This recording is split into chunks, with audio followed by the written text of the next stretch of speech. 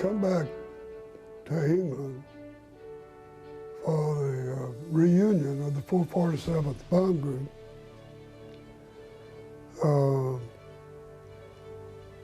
for reasons that we don't completely understand, really, but we do know that we like to come back and retrace our steps.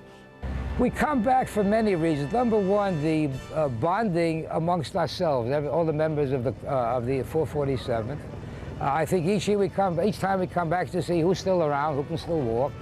And we also really realizing that the amount of men are beginning to diminish. So each trip back is more important. Every year, there's less and less and less. And the real hard part about this is, I can go from one reunion to the other. I know all these gentlemen, but next year, the next reunion, I'll forget their names. And that's the reason we have these tags, because we're all getting older and we're getting forgetful, and maybe we're getting dumber, but we still have a good time. And I'm going to have a good time until I hit the graveyard.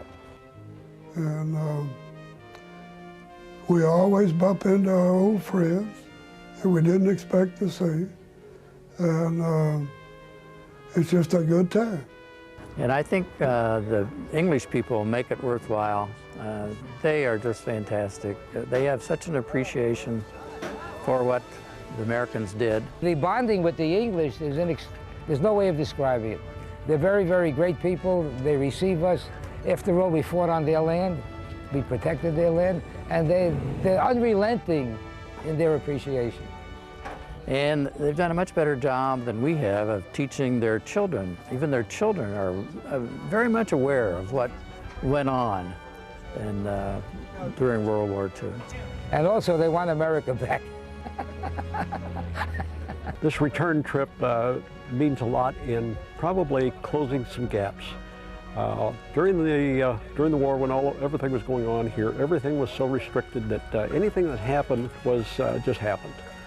And it's coming back here, being able to talk to all of those who had these experiences, you begin to realize what went on behind the scenes. And I have some stories too.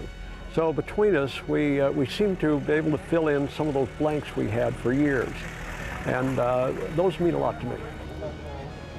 I just wanted to come back. I didn't really remember anybody, didn't remember a lot of the landscaping, but I just got a feeling that, you know, I spent a major part of my life, a significant part of my life here. And the people that, you know, I met now, my comrades, even though I didn't know most of them, we shared the same thing. And I said, you got to preserve something like this as long as you can. And I'm hooked. Every reunion from here on in that I can make, I'm going to make. It's difficult to pass this information on to my kids and my grandchildren and my great-grandchildren. Yeah, I'm old enough to have great-grandchildren. Because they don't fully understand. Everything today is so automated, they anticipate if they had to do any of this kind of thing ever against another country, you push a button and that will take care of it. I think they come back to, honor their friends that were in the group that didn't make it. I know every time I go to the cemetery, I look up a close friend, and I think a lot of them do that. But there's something psychological about going back and retracing your steps, going back to those places that sort of helps to wipe away any bad feelings or any bad memories that we have about those buddies that we lost. To be here and be with a group is really an emotional experience for me.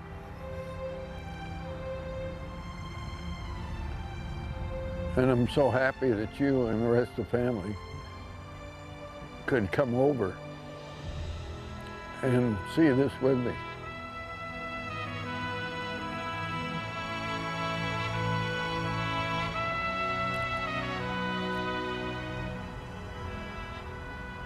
In order to make it easy for the group to find out what graves, what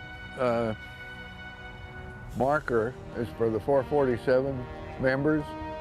They put a British and American flag by it.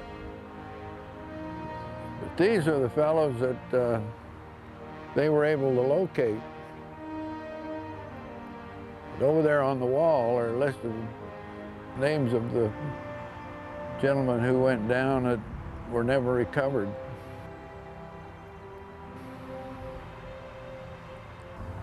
Well, I hope they're remembered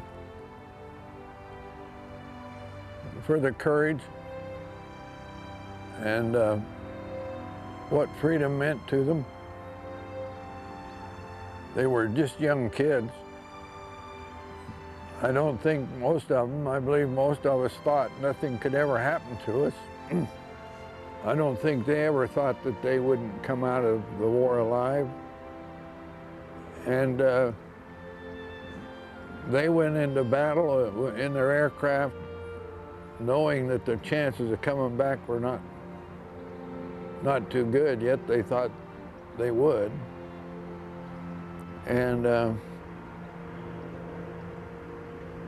it was very dangerous flying in those bombers in the flak and all the troubles that they encountered during the missions. I often saw them when they returned. The crews would jump out of the aircraft. The first thing they'd do is kiss the ground. It was kind of a joke at the time, but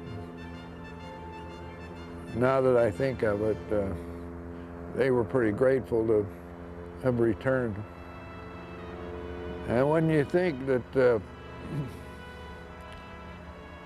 for the most part, they had to do 25 to 30 and even more missions. And they sacrificed their lives every day to go through that. It's pretty amazing. I just hope that this generation knows and appreciates what all these fellows went through. These are the gentlemen that didn't make it. But with us here today are those that did. And I think they have the same feeling that I do. That these are all comrades and we could have been one of them.